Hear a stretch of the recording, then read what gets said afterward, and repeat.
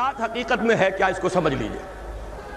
زکوٰۃ کے اعتبار سے بھی شریعت اسلامی کی روح سے مال جو ہے وہ دو قسم کا ہے۔ جیسے زمین میں نے عرض کیا دو قسم کی ہے، خراجی عشری، ایسے ہی مال باطنی، اموال باطنی، اموال ظاہری۔ کسی شخص نے گھر میں کچھ پیسہ رکھا ہوا پس انداز کر کے، یہ اموال باطنی ہے۔ کسی نے زیور رکھا ہوا ہے، چلیے سونے کی ڈلی رکھ لی ہے کسی نے، کسی برے وقت کے لیے، پتہ نہیں نوٹ جو ہیں وہ تو دھیلے کے رہ جائیں، جیسے کویتی دینار ہو گیا تھا، کہیں ایسی آفت نہ آ جائے کوئی تھوڑا سا سونا لے کر رکھ لو۔ یہ جو گھر میں چھپا ہوا مال ہے یہ اموال باطنی ہے، ان کی زکوٰۃ اسلامی ریاست نظام خلافت زبردستی نہیں لیتی، ورنہ تو گھر گھر جا کے جامع تلاشی کرنی پڑے گی، ٹرنک کھولنے ہوں گے، تکیے ادھیڑ کر دیکھنے ہوں گے کہیں کچھ رکھا ہوا تو نہیں ہے۔ اسلام کا نظام نظام فطرت ہے۔ اموال باطنہ میں آپ کو آزادی ہے، زکوٰۃ دیں جسے چاہیں دے دیں، آپ کا اور اپنے رب کا معاملہ ہے، وہاں حساب جا کے دے دیجئے گا۔ اموال ظاہری کی زکوٰۃ جبرن لی جائے گی۔ وہ کیا ہے؟ یہ مال ہے جو دکانوں میں ہے، اموال تجارت، یہ فیکٹریاں ہیں جن میں فنشڈ پروڈکٹ بھی ہے، خام مال بھی ہے، یہ بھیڑ بکریوں کے گلے ہیں، ہزار ہزار بھیڑیں اور ہزار ہزار بکریاں، اونٹوں کی قطاریں، یہ ہے جو ظاہر مال ہے، سامنے ہے، کہاں چھپا کر لے جائیں گے؟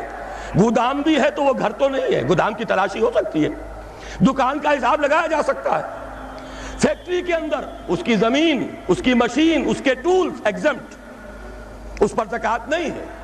لیکن جو بھی مال ہے اس میں وہ دو شکلوں میں ہوگا، یا خام مال ہے، کپڑا بنانے کا کارخانہ ہے تو دھاگا پڑا ہے اتنے کروڑ کا، تیار کپڑا ہے اتنے کروڑ کا، اس کا 2.5% دے دیجئے۔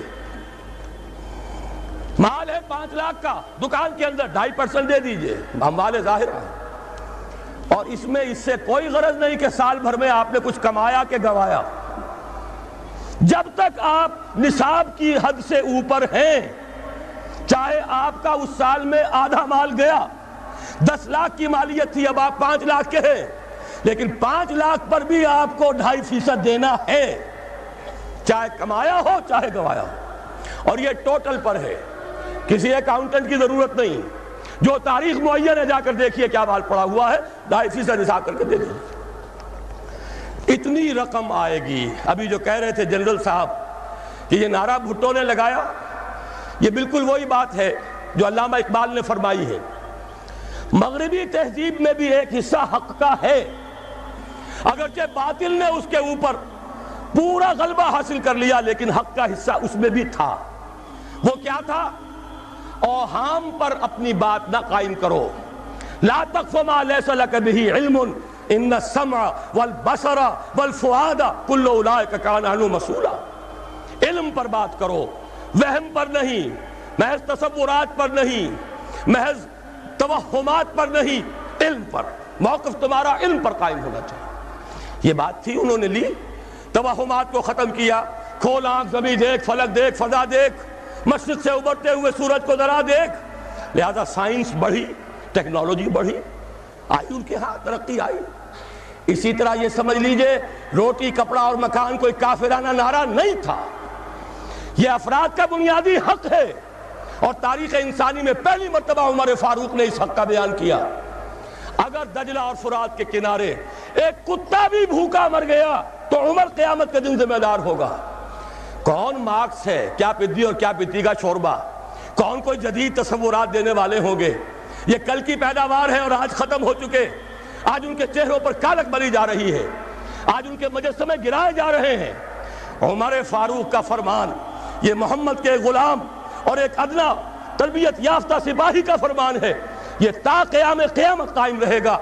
ہر شہری کی بنیادی ضروریات کی کفالت ہے جو نظام خلافت کے ذمے ہے۔ اور اس میں تو جیسا کہ میں نے عرض کیا، اس میں تو حضرت عمر نے مسلمان نہیں کہا، صرف مسلمان نہیں، جانوروں تک بات پہنچا دی۔ اس کا مطلب یہ کہ غیر مسلموں کا بھی حق ہے۔ اس لیے کہ حضرت عمر ہی نے ایک مرتبہ دیکھا تھا، کسی صوبائی دارالحکومت کے دورے پر گئے تھے، کوئی ایک بڑھا غیر مسلم، غالباً مجوسی تھا، وہ کچھ خیرات مانگتا پھر رہا تھا، بہت بوڑھا ضعیف۔ وہاں کے عامل سے حضرت عمر نے پوچھا یہ کیا معاملہ ہے، یہ خیرات مانگنے پر کیوں مجبور ہو گیا؟ تو انہوں نے کہا غریب ہے اور اس کے پاس کوئی ذریعہ نہیں ہے۔ فرمایا یہ بڑا ظلم ہے کہ جب یہ جوان تھا، کماتا تھا، ہم اسے جزیہ لیتے تھے، اور آج اگر یہ بوڑھا ہو گیا ہے اور اس کا کوئی والی وارث نہیں ہے تو ہم نے اسے سڑکوں کے اوپر بھیک مانگنے کے لیے چھوڑ دیا، اس کا بھی وظیفہ مقرر ہو جائے گا۔ یہ ذمہ داری، یہ کفالت عامہ ہر شہری کے لیے۔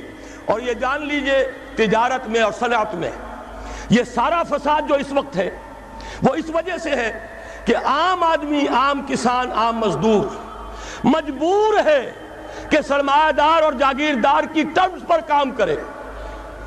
نہ کرے گا تو کیا کرے گا؟ ٹریڈ یونین بنا لیجئے، وہ بھی جیبی ٹریڈ یونین بنا لیں گے، ان کے اپنے ایجنٹ ہوں گے۔ اب لڑیے، خون کس کا جائے گا؟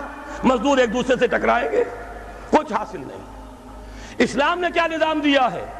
آپ غریب کو ضمانت دے دیجئے، اگر تمہیں صحیح ویج نہیں مل رہی، تمہیں صحیح مبادلہ نہیں مل رہا اپنی محنت کا، مت کام کرو، تمہیں بھوکا نہیں مرنے دیا جائے گا، تمہاری بنیادی ضروریات کی کفالت ریاست کرے گی۔ اب ہوئی برابر کی چوٹ۔